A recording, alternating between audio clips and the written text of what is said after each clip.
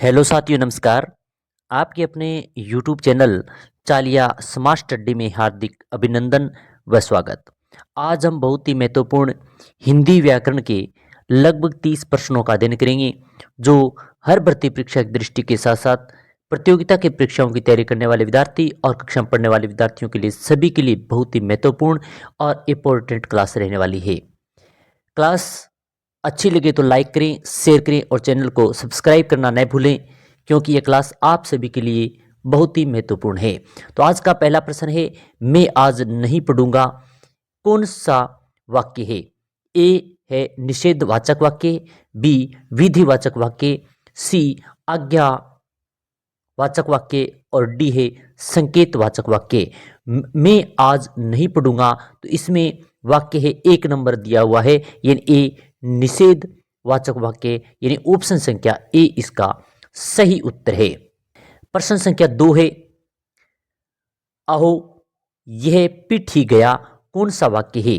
ए विधिवाचक वाक्य, बी विस्मयादिबोधक वाक्य, सी संकेतवाचक वाक्य और डी इनमें से कोई नहीं। तो इसका सही उत्तर होगा बी विस्मयादिबोधक वाक्य, यानी बी ऑप्शन इसका सही है, क्योंकि अहो विस्मयादिबोधक चिन्ह भी लगा हुआ है। इस चिन्ह के माध्यम से भी आप पहचान कर सकते हैं यह पिट ही गया में, तो विस्मयादिबोधक वाक्य होगा। 3 है,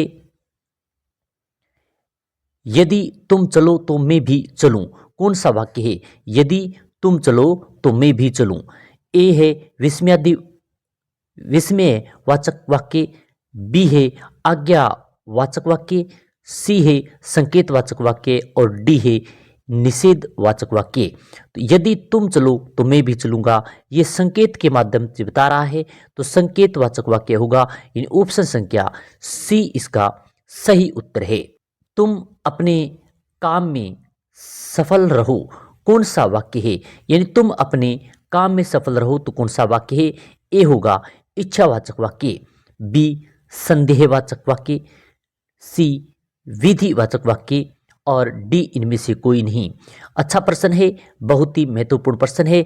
तुम अपने काम में सफल रहो, यह वाक्य है वह होगा इच्छावाचक वाक्य है, यानी इच्छा के माध्यम से प्रकट किया जा रहा है, तो ए ऑप्शन इसका सही उत्तर होगा। प्रश्न संख्या 5 है, रस भरा कौन सा समास है? रस भरा में कौन सा समास है ये बताना है। ए कर्म तत्पुरुष समास, बी करण तत्पुरुष समास, सी संप्रदान तत्पुरुष समास, डी इनमें से कोई नहीं। तो इसका सही उत्तर होगा बी करण तत्पुरुष समास, यानी बी ऑप्शन इसका सही है। रस भरा में समास है वो कर्ण तत्पुरुष समास है। क्या 6, स्वर्ग प्राप्त कौन सा तत्पुरुष समास है? यानी स्वर्ग प्राप्त है, इसमें कौन सा जो तत्पुरुष समास के भेद होती हैं उनमें कौन सा तत्पुरुष समास है ये बताना है। ए है कर्म तत्पुरुष समास, बी है करण तत्पुरुष समास, सी है संप्रदान तत्पुरुष समास और डी है संबंध तत्पुरुष समास। तो प्रश्न संख्या 5 का सही उत्तर होगा करण तत्पुरुष समास, यानी ऑप्शन संख्या ए सही उत्तर है। स्वर्ग प्राप्त में तत्पुरुष समास के भेद की बात करें तो कर्म तत्पुरुष समास होगा। प्रश्न संख्या 7 है, यथा संभव कौन सा समास है? द्विगु, तत्पुरुष, अव्ययभाव, कर्मधारय। तो इसमें यथा जो संभव है इसमें कौन सा समास दिया गया ये बताना है। तो इसका सही उत्तर होगा यथा संभव में अव्ययभाव समास है, यानी ऑप्शन संख्या सी इसका। प्रश्न संख्या 8 है, वीणा पाणी कौन सा समास है? कर्ण तत्पुरुष समास, बी है कर्मधारय समास, सी है बहुव्रीहि समास, डी है द्वंद्व समास। वीणा पाणी में कौन सा समास ये बताना है।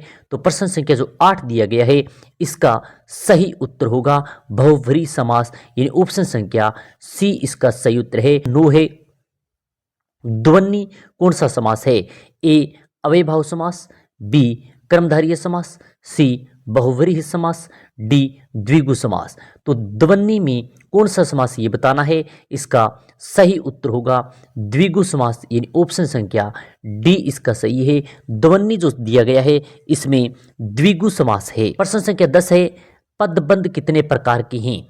2, 3, 4 और 5। यानी ए ऑप्शन में 2 दिया गया है, बी में 3, सी में 4 और डी में 5। तो पदबंध के प्रकार बताने हैं, तो इसका सही उत्तर होगा पदबंध के दो प्रकार होते हैं, यानी ऑप्शन संख्या ए इसका सही उत्तर है। प्रश्न संख्या 11 है, निम्नलिखित में से अशुद्ध शब्द है, यानी अशुद्ध शब्द कौन सा है ये बताना है। ए एकत्र, बी नीरस, सी मंत्रिमंडल और डी योगीराज। तो इसमें निम्नलिखित में अशुद्ध शब्द बताना है और प्रश्न संख्या जो 11 दिया गया है इसका अशुद्ध शब्द है सी ऑप्शन, यानी मंत्रिमंडल, क्योंकि मंत्रिमंडल में छोटी ई की मात्रा आएगी, तो मंत्रिमंडल यह दिया गया है वो अशुद्ध दिया गया है। इसमें संख्या 12 है, निम्नलिखित में से अशुद्ध शब्द है साप्ताहिक, वीणा, वाष्प और सिंदूर। तो इसका अशुद्ध शब्द बताना है वो ऑप्शन संख्या ए, यानी ए अशुद्ध दिया गया है, क्योंकि से नहीं होगा, साप्ताहिक होगा शुद्ध इसका शब्द, तो ये अशुद्ध यहाँ पर। संख्या 13 है, निम्नलिखित में अशुद्ध शब्द है ईर्ष्या, अनुकूल, आशीर्वाद, नक्षत्र। तो इसमें जो प्रश्न संख्या 13 दिया गया है इसमें अशुद्ध शब्द बताना है वो होगा ऑप्शन संख्या नक्षत्र, यानी डी ऑप्शन इसका सही उत्तर होगा। प्रश्न संख्या 14 है, निम्नलिखित में से आग का पर्यायवाची शब्द नहीं है, यानी 4 जो दिए गए हैं इसमें से आग का पर्यायवाची शब्द कौन सा नहीं है। वायु सखा, हुतासन, विभवसु और विपथगा। तो इसमें सही उत्तर जो आग का पर्यायवाची नहीं है वो होगा विपथगा, यानी ऑप्शन संख्या डी इसका सही उत्तर। निम्नलिखित में से इच्छा का पर्यायवाची शब्द नहीं है, यानी इच्छा का पर्यायवाची शब्द कौन सा नहीं है। लिप्सा, बी है कामना, सी है यातना, डी है सप्ताह।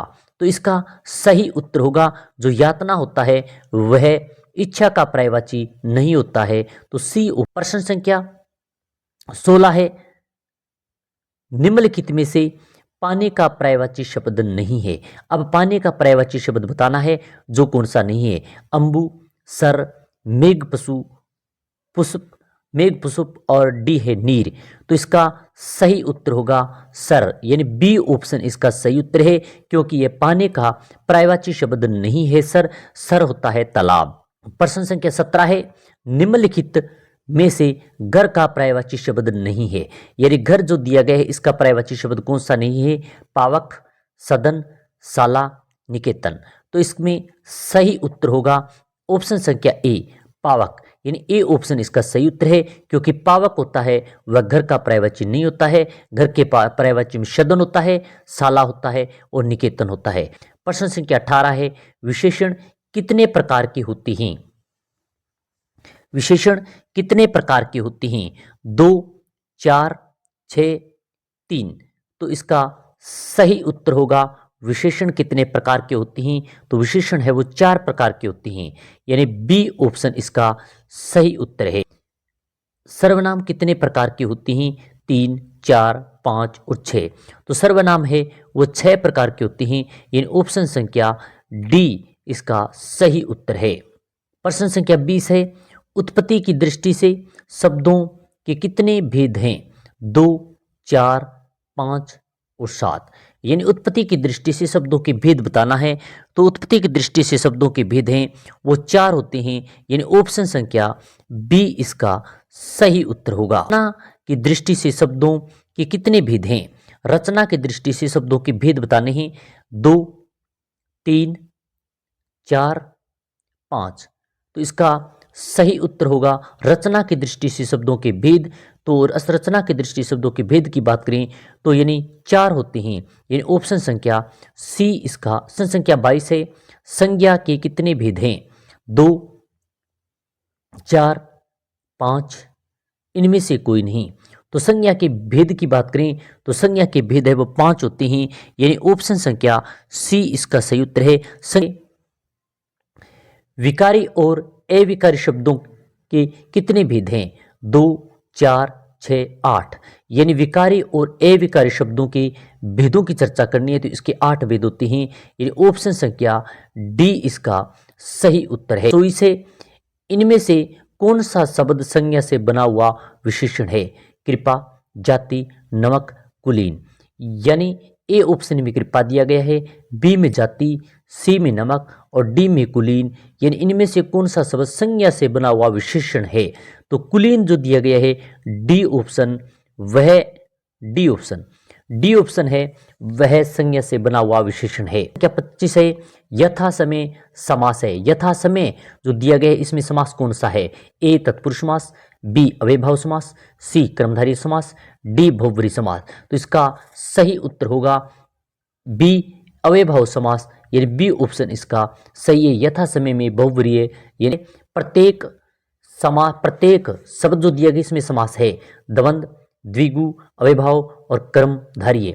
तो प्रत्येक शब्द जो दिया गया इसमें समास की बात करें तो इसमें अव्ययभाव समास होगा, यानी सी ऑप्शन इसका सही उत्तर। तिरंगा है, तिरंगा किस प्रकार का समास है ये बताना है। ए कर्मधारय समास, बी बहुव्रीहि समास, सी द्वंद्व समास, डी इनमें से कोई नहीं। तो तिरंगा जो शब्द दिया गया है इसमें बहुव्रीहि समास है। संख्या 28 है कवि का स्त्रीलिंग रूप क्या है। कवयित्री, कवियाणी, कवियत्री, इनमें से कोई नहीं। तो कवि का स्त्रीलिंग रूप की बात करें तो इसमें सी ऑप्शन कवयित्री दिया गया है, यानी सी ऑप्शन इसका सही उत्तर है। प्रश्न संख्या 29 है सूर्य का स्त्रीलिंग रूप क्या है। सूर्याणी, सूर्यई, सुरा, सूर्या।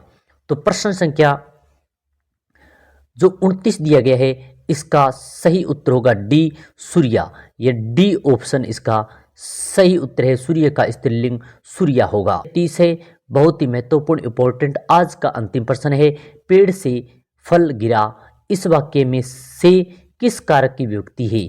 संबंध, अपादान, संप्रदान, अधिकरण। तो प्रश्न संख्या 30 का सही उत्तर होगा अपादान कारक, यानी ऑप्शन संख्या बी इसका सही उत्तर है। तो आज हमने बहुत ही महत्वपूर्ण लगभग हिंदी की 30 प्रश्नों का अध्ययन किया। ये 30 प्रश्न बहुत ही महत्वपूर्ण इंपॉर्टेंट हैं।